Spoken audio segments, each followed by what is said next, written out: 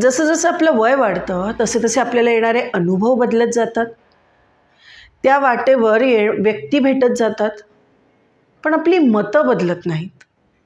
व्यक्तीसाठी, परिस्थितीसाठी आपण काही ठरवलेली मतं असतील, जी माहीत नाही कित्येक काळापूर्वी, कित्येक वर्षापूर्वी असतील, ती तशीच राहतात.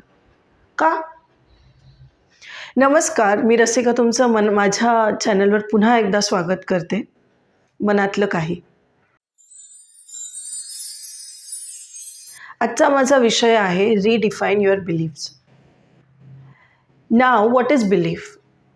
परिस्थितीबद्दल, एखाद्या व्यक्तीबद्दल आपण आपल्याला आलेल्या एखाद्या अनुभवावरनं त्याला जज करतो. तो असाच आहे, ती अशीच आहे. अरे असं झालं ना, कारण तिचा स्वभाव तसा आहे. ती माझ्यासोबत पण 10 वर्षापूर्वी असंच वागली होती. शाळेतल्या जुन्या काही गोष्टी आपल्या अजूनही लख्ख ताज्या असतात.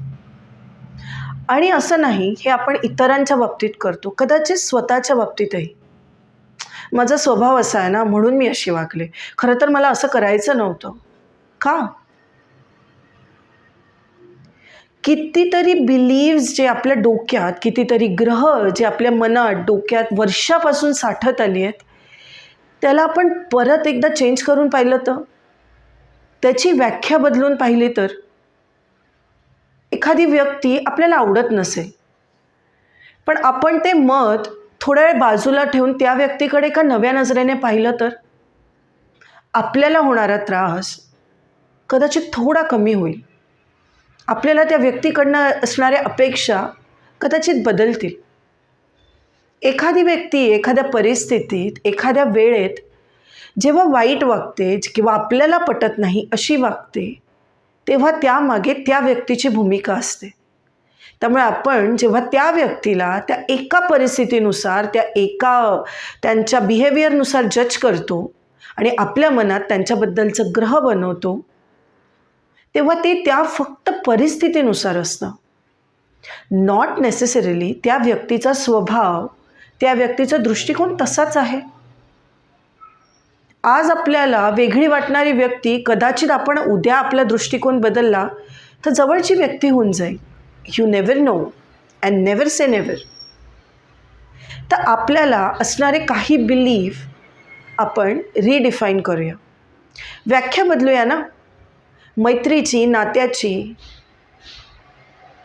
सासू असणारी सासूस दरवेळीच वाईट असेल असं नाही. Redefine your beliefs. आईवडिलांनी काही सांगितलेली गोष्ट तुमच्या लेखीही तशीच असेल गरजेचं नाही. मित्रमैत्रिणींनी एखाद्या व्यक्तीला बाजूला टाकलं की आपणही टाकणार गरजेचं नाही. त्यामुळे आपण आपल्या व्हॅल्यूज, आपले बिलीव्स रिडिफाईन करूया. कदाचित आपल्याला प्रत्येक व्यक्ती वेगवेगळी दिसेल, कारण की प्रत्येक व्यक्ती युनिक आहे.